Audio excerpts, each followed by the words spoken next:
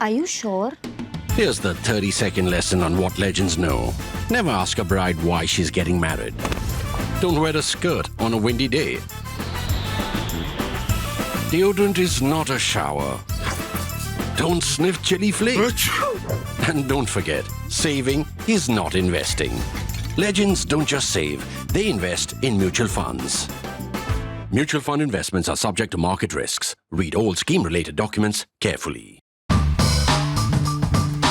Cut the Clutter is back to Pakistan after some time, and it's not because of what's happening in Pakistan politics, because Pakistan politics is always interesting and fun, but nothing so extraordinary is happening right now. Right now, this is the Pakistani army's installed government, and this is the honeymoon phase. So that's not the story, nor is it the story that Pakistan's Foreign Minister Ishaq Dar has said that Pakistan should resume trade with India. Significant, but that is not the subject of Cut the Clutter. In fact, Cut the Clutter today should have been, and I was planning it, on the latest International Labour Organization report on unemployment or employment in India, but something else came up in Pakistan which I thought deserves attention. That's why we are back to Pakistan, not on Pakistan politics, but on the security situation. That's because one more vehicle transporting Chinese personnel, Chinese engineers, 5 Chinese engineers, 2 Pakistanis, they were again hit by a human bomb. Human bomb means a vehicle laden with bombs, with explosives, driven by a terrorist. This was rammed into the vehicle carrying the Chinese in generally the Dasu Dam area of Pakistan, in one of the adjoining districts of Kohistan sub-province or Kohistan district, where this big Dasu Dam is being built on Indus River. Now, you might remember that in July 2021, there had been another attack on a bus carrying Chinese engineers in the same region. Similar attack with an explosive-laden vehicle. That led to the death of a much larger number of Chinese engineers, about 13 to 14. This time, exactly similar incident has happened. In this one also, unlike the last time, initially the Pakistanis were in denial. They said maybe something failed, maybe the brakes failed, maybe something else failed in the bus, and that rolled down a ravine. But it's the Chinese authorities and Chinese think tanks that immediately said, and the Chinese quote-unquote media, that immediately said this was a terror attack. And soon enough, Pakistan also admitted that this was a terror attack. Now, this is a very complicated region for Pakistan. Kohistan is not part of Pakistan-occupied Kashmir. It is not part of India's official map, so this is not Indian territory. Kohistan is in Khyber Pakhtunkhwa. Kohistan is a beautiful district of just about 8 lakh people and very empty. 8 lakh people, 7,500 square kilometers. The important thing is that Indus River passes through it, and this is the region where Indus River, the flow of the river is very fast, and also there are many sharp drops available. When the river is narrow, sharp drops are available. That is the kind of terrain that is very suitable for building dams. That's where Pakistan has been building its biggest current hydroelectric project. That is Dasu Dam. Now, Dasu Dam, just the first phase. Now, the first phase is delayed. First, it got delayed because of the attack in July 2024. And now looks like there might be another setback at this point. This dam by itself will produce, the first phase will produce more than 4,300 megawatts. That is 2 stations of 2,160 megawatts each. That's a lot of power for Pakistan. And then as it goes downstream, as water is again taken to other generating stations, more phases will come up. It is 242 meters high or 792 feet high, so there is a lot of elevation available. This dam has again suffered a setback. How expensive is this dam to build? This is a first phase is $4.3 billion worth. It will cost $4.3 billion, and again because of the delays, it looks like the cost will go up, of which 700 million has come as a loan from World Bank. The contract for building this dam has been given to China-Pak company. China-Pak company is a big dam building company, infrastructure building company, which also has much other business in Pakistan. For example, it is building further stages of the Tarbela power project, Tarbela Dam and Power Project. In fact, one of the first fallouts of this attack on the bus containing Chinese engineers this time has been that a Chinese company, China Chezuba company, has apparently said that they are suspending work on the phase 5 or stage 5 of the Tarbela power project. That's another 1500 megawatts. Now, this is a lot of important energy for a truly energy-starved country, because Pakistan's big problem right now is power shortage. So it's a big setback. Now, what exactly has happened in this case? We know details in these cases are always sketchy, but we know that this vehicle rammed into the bus carrying Chinese engineers, and these fatalities took place. Fatalities included two soldiers who were accompanying the bus. Now this came in quick succession. 3 incidents have taken place in quick succession. If this was an isolated incident, maybe would not have become such a big story. However, when the Chinese are hit in Pakistan, because Pakistan Chini bhai bhai, China is the older brother of Pakistan, if friendship or relationship higher than the mountains, deeper than the seas, all that stuff goes on. But the Chinese have invested anywhere between $65 to $70 billion in the new infrastructure projects, which are running north and south through the northwestern areas of Pakistan. So they come in from the Tibet or Xinjiang side from China, and they go straight down to the Balochistan coast to Gwadar. As we know, that is the big port, deep sea port that the Chinese are building.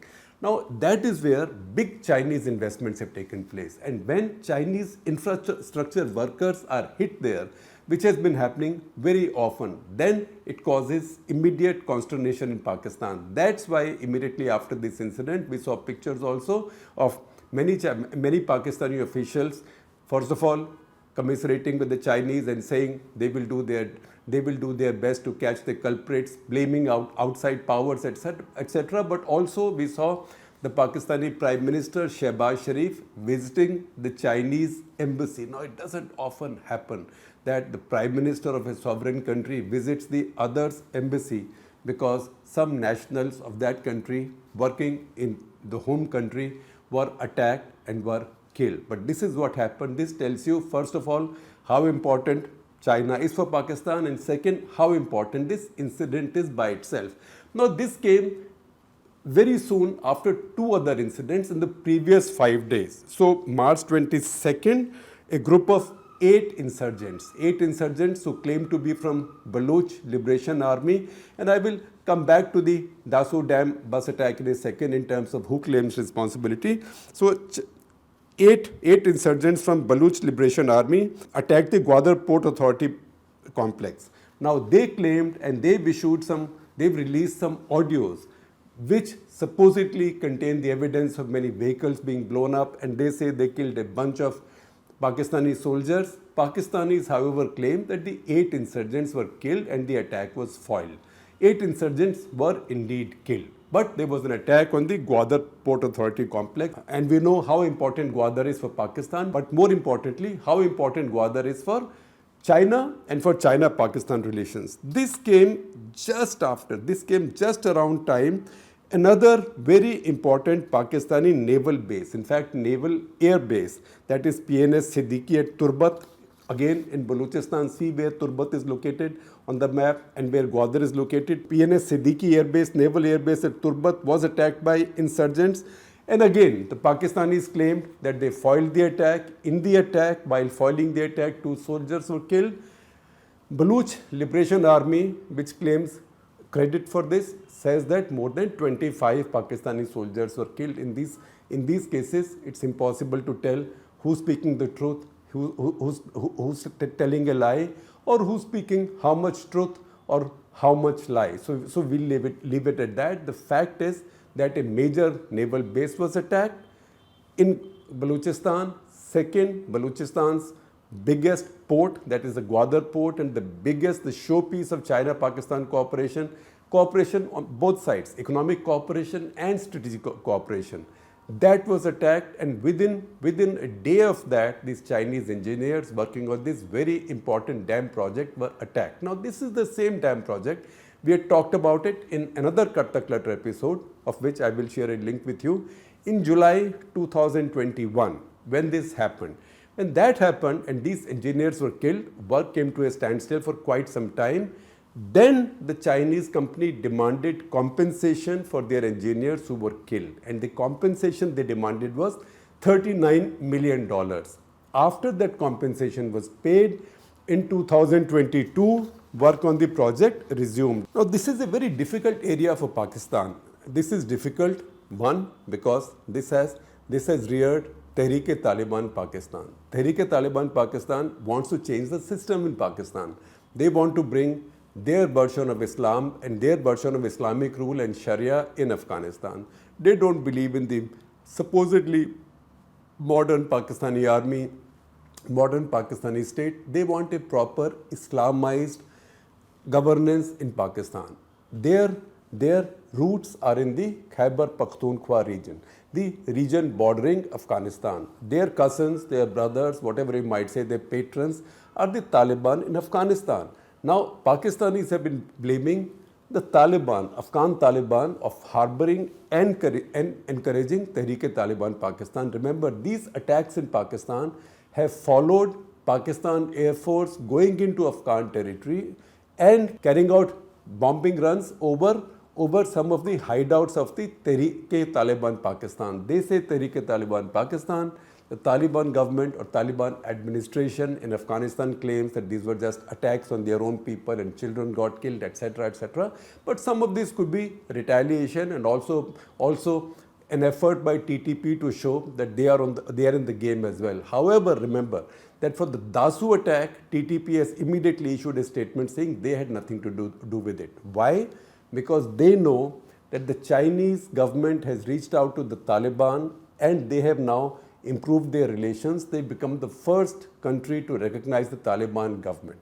So TTP also recognizes the value of China for the Taliban, because the Afghan Taliban are their principals. At the same time, BLA has been claiming credit for a lot of this. Now, in between all this, a third element also comes in. That's the element called ETIM. ETIM is East Turkestan Islamic Movement. Now, East Turkestan Islamic Movement, and I will share a story with you, link of a story with you, written by my colleague Raghav Bikhchandani. I will share a link with you. You also will see the front page of the story on your screens. He explains what ETIM is. ETIM is a movement that came up in the Xinjiang province of China, and they wanted to liberate Xinjiang province from China as the new republic, Islamic Republic of East Turkestan. That did not work out. This was put down.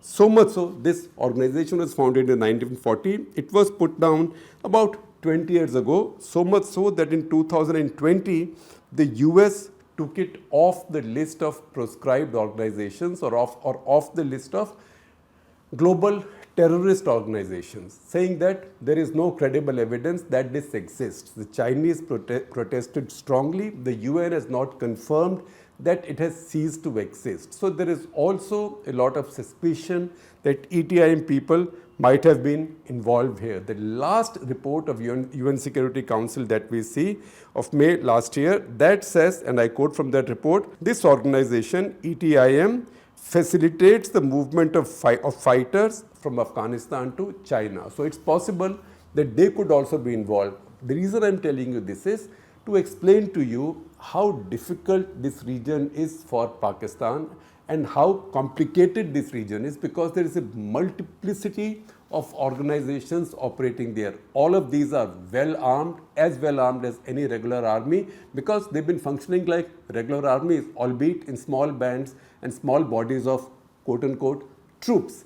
And very often they work in cahoots with each other, or they give safe passage to each other, and sometimes there might even be fights between a couple of them.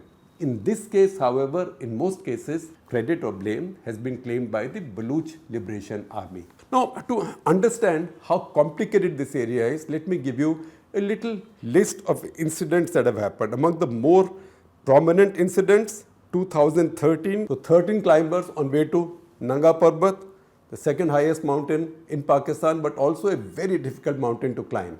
They were shot in cold blood by terrorists. That happened in 2013. But at various points of time, and the list I'm giving you is not necessarily chronological. For example, going backwards, I told you about July 2021, the bombing of the bus with Chinese engineers at Dasu Dam. November 2018, Chinese consulate at Karachi was attacked. Nobody in the consulate was killed, but some attackers were killed, some security people were killed. In 2020, June 29, 2020, Karachi Stock Exchange was attacked by the Baluch groups. And why did they attack it? Because they said that 40% of Karachi Stock Exchange equity is owned by the Chinese. And they don't like the Chinese building infrastructure projects in their area in Balochistan. And also they think the Chinese are eyeing the mineral wealth in their region, that's gold, silver, all kinds of precious metals, and some of it is for real or some of it is evidenced, and a lot of it is also fantasized by the Pakistanis because there is always a fantasy that hundreds of billions of worth of minerals will be found in that area. Nevertheless, that is the justification that the Baluch groups used to attack the Chinese consulate. July 2007 near Peshawar, 3 were killed. That was just after the Lal Masjid siege and the assault by Musharraf's troops. May 8, 2002, I'm taking you backwards further. May 8, 2002, a bus carrying French engineers, and this is important, a bus carrying a large number of French engineers working on Pakistan's very important Augusta 90B submarine project. That bus was attacked again by a human bomber driving an explosive laden vehicle. In that attack, 11 French engineers were killed. 11 were killed, 40 were injured, and this happened in front of the Sheraton Hotel in Karachi. That's not far from Pearl Continental, which is where the New Zealand cricket team was staying then. One of the members of the team had a minor injury, but it caused such a scare that New Zealand abandoned that tour and went back to their country. Again, I'm jumping forwards.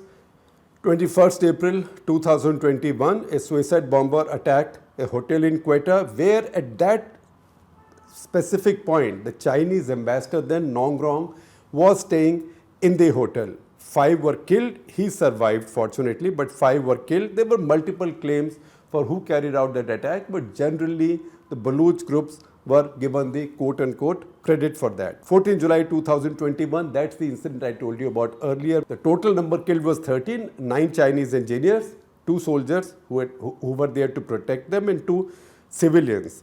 20th August 2021, 2021 was a tough period. Imran Khan's government, there were suicide attacks on vehicles carrying Chinese engineers at Gwadar. Nobody was killed. Baluch Liberation Army claimed responsibility for it. 26/4/2022, suicide attack again by Baluch Liberation Army on the Confucius Institute at University of Karachi. So that's one more important Chinese institution in this attack. In this incident, 3 Chinese language tutors were killed, 1 was injured, and their Pakistani driver was killed as well. How important this entire region is, and strategically how does it matter to India, and how does the picture seem, the strategic or geostrategic picture seem from the Indian point of view? If you see the Karakoram highway, because a lot of the action is along Karakoram highway. Karakoram highway it took more than 20 years to build. It was completed in 1978 and gave Pakistan their first all-weather road connection, surface connection with the Chinese. This was the era when the Pakistan-Chinese relationship was really at its peak and growing stronger by the day. Karakoram highway begins at Hassan Abdal, very close to Islamabad. This is also the home of Gurdwara Panja Sahib. Gurdwara Panja Sahib is one of the holiest places in Sikhism that was visited by the first Guru and the founder of Sikh faith, Guru Nanak, and it's called Panja Sahib because on one of the rocks or boulders is imprinted the palm of Guru Nanak Dev. It begins there and goes right up to Kashgar in Xinjiang. It's a 1300-kilometer highway, and it goes over highest border crossing in the world, meaning Khunjira Pass, which is 4,963 meters or 15,397 meters. On India's map, you can locate it. It's a part of India because it is part of what we consider Pakistan occupied Kashmir.